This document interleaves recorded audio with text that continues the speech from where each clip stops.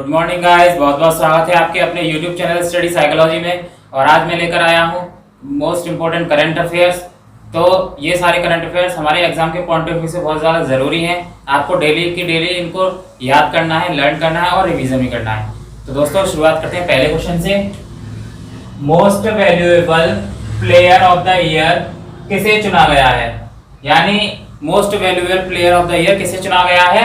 तो Cristiano Ronaldo. दोस्तों ये क्रिस्टियानो रोनाल्डो जो है वो बेसिकली पुर्तगाल से हैं, पुर्तगाल से। और इनको चुना क्यों गया है?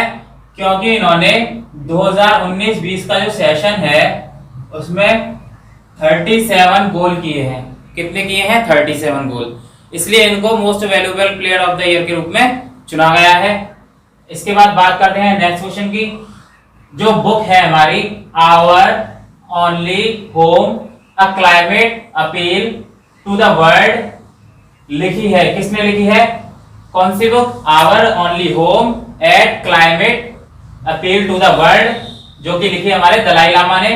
कौन है ये दलाई लामा? तो दलाई लामा जो है वो एक तिब्बत गुरु हैं, तिब्बती गुरु दलाई लामा। ये नोबेल पीस प्राइज भी जीत चुके हैं, नोबेल पीस प्राइज, इस बात को भी याद रखना। तो इन्होंने ये बुक का मतलब क्या है? Our only home a climate appeal to the world. इस बुक में ये कहा गया है कि जो क्लाइमेट एक्शन है उसके बारे में सभी को ध्यान रखना चाहिए, पूरे वर्ल्ड को, क्योंकि क्लाइमेट एक्शन यानी जलवायु परिवर्तन बहुत बड़ा मुद्दा है आज के जमाने में। जलवायु परिवर्तन जो कि हमारी प्रकृति के लिए घातक हो सकता है, इसलिए दलाई लामा ने ये बुक लिखी। और कुछ टाइम पहले ही दलाई लामा पर एक बुक और लिखी गई थी, उनकी बायोग्राफी का नाम है, याद रखना, his holiness 14th Dalai Lama and illustrated biography. अभी दलाई लामा की एक बुक लिखी गई है, इसका नाम है his holiness 14th Dalai Lama and illustrated biography. जो लिखी किसने है? तेनजिंग टेटथोंग, तेनजिंग टेटथोंग, याद रखना। ये बुक भी इंपॉर्टेंट है एग्जाम के पॉइंट ऑफ व्यू से। बात करते हैं नेक्स्ट क्वेश्चन की। विश्व को कोविड-19 वैक्सीन देने वाला पहला देश कौन सा बन गया है? तो रूस। दोस्तों अभी रूस ने घोषणा की है कि उसने विश्व को कोविड-19 की जो वैक्सीन है उसे उपलब्ध कराएगा, और इसका परीक्षण भी किया है। और सबसे पहला टीका अपनी बेटी को लगाया था, ध्यान रखना, बेटी को सबसे पहला टीका लगाया था। और इस वैक्सीन का नाम है स्पुतनिक। वैक्सीन का नाम क्या है? स्पुतनिक। एग्जाम में पूछ दिया जाता है। और ये जो वैक्सीन है उसकी खरीद के लिए लगभग 20 देशों ने अपील की है। 20 देशों ने रूस से अपील की है कि उसके यहाँ भी ये वैक्सीन की डिलीवरी कराई जाए। अब बात करते हैं रूस की। तो रूस की जो राजधानी है वो है मॉस्को, और यहाँ की करेंसी है रशियन रूबल। और हमारे यहाँ के प्रेसिडेंट हैं व्लादिमीर पुतिन, इस बात को भी याद रखना। और रूस ने अभी हाल ही में अपने संविधान में संशोधन करके ये कहा है कि ये जो है व्लादिमीर पुतिन 2036 तक प्रेसिडेंट बने रह सकते हैं, इस बात को भी याद रखना। दूसरा, यहाँ के जो पीएम है, प्राइम मिनिस्टर, उनका नाम है मिखाइल मिशोस्टेन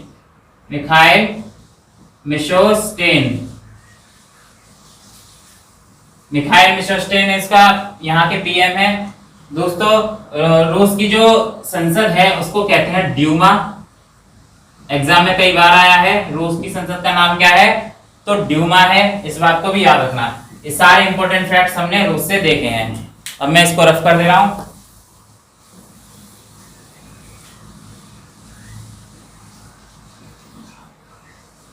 इसके बाद हम बात करते हैं नेक्स्ट क्वेश्चन की।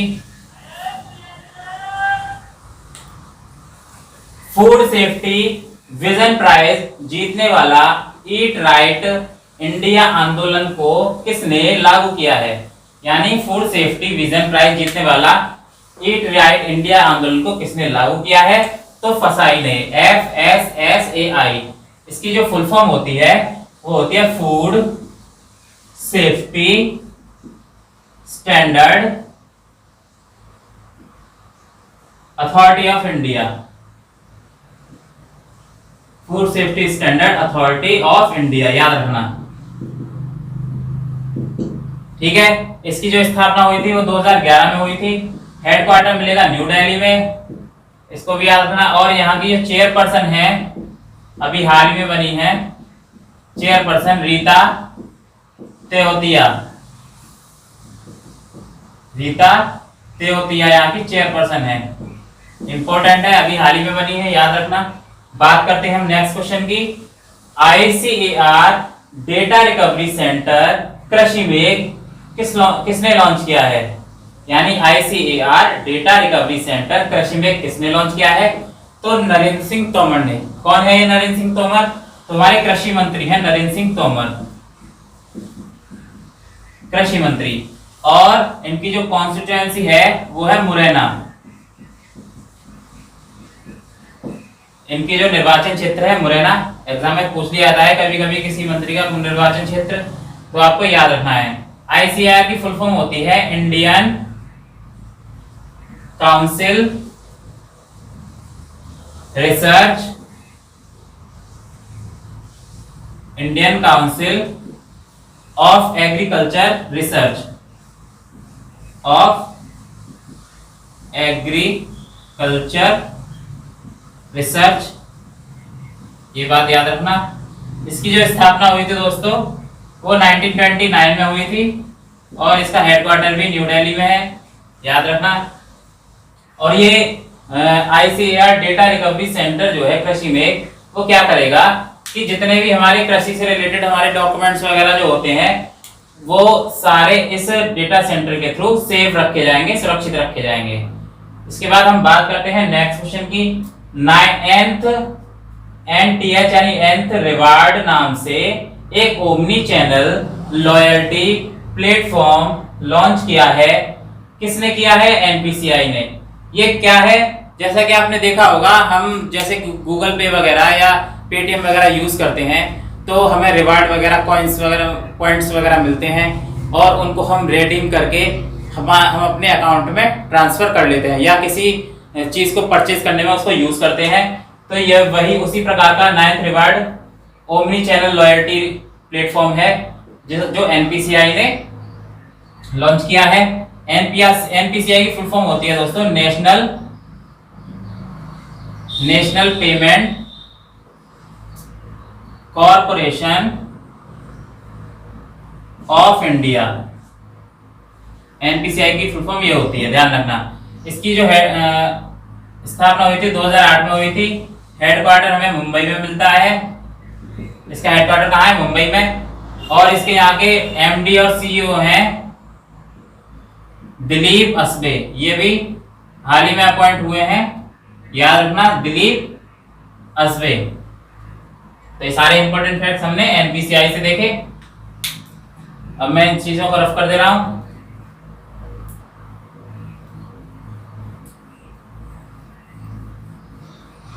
इसके बाद बात करते हैं नेक्स्ट क्वेश्चन की। कर्म साथी प्रकल्प योजना कहां लागू हुई? यानी कर्म साथी प्रकल्प योजना अभी कहां हाल ही में लागू हुई है?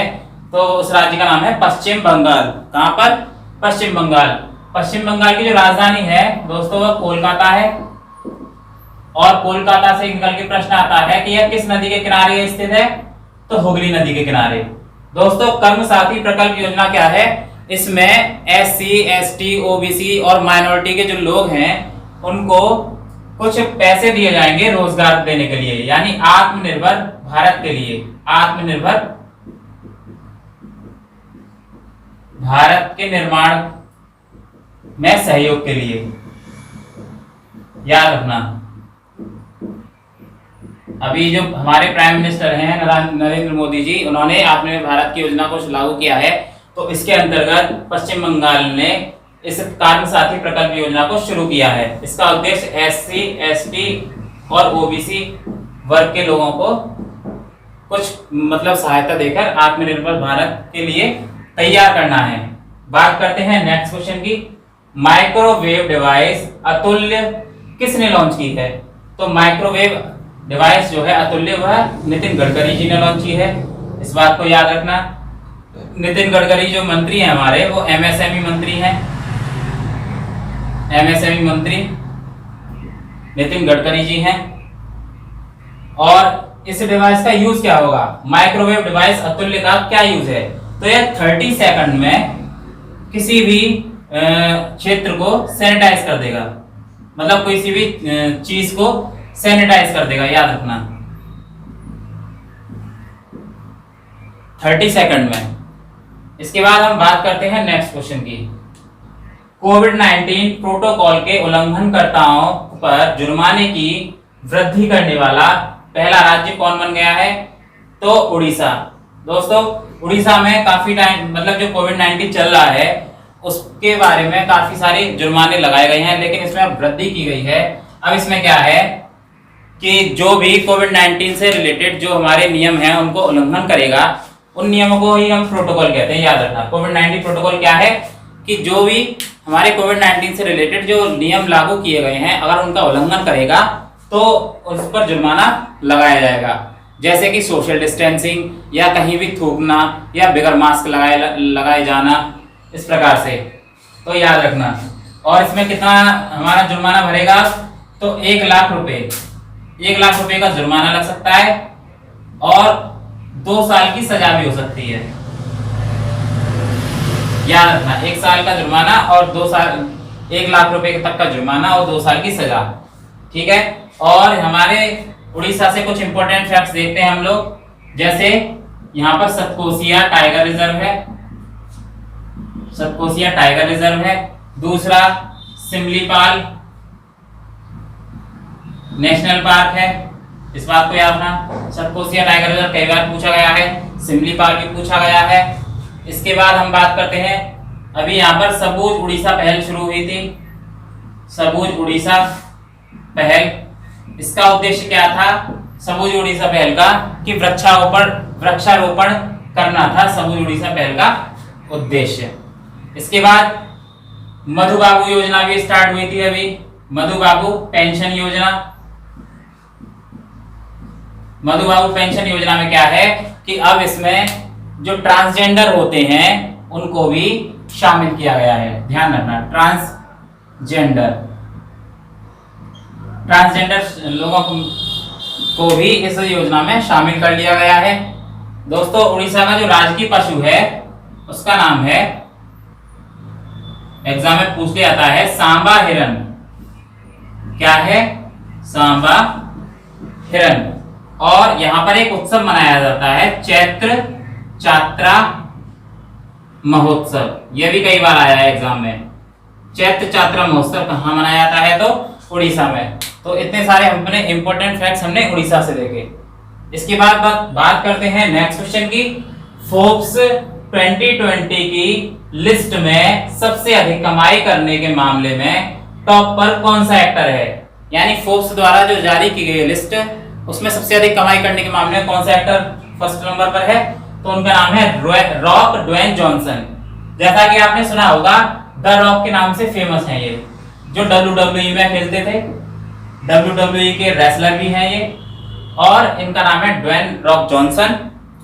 और दोस्तों, इसी से रिलेटेड हमारे जो अक्षय कुमार हैं, भारत के एकमात्र अभिनेता अक्षय कुमार, ये 6 नंबर पर हैं इस लिस्ट में। फोर्ब्स की सबसे ज्यादा कमाई करने वाली सूची में हमारे अक्षय कुमार 6 नंबर पर है। इस बात को भी याद रखना है, एग्जाम में पूछ लिया जा सकता है।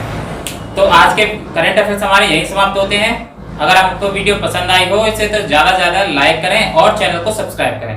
Thank you.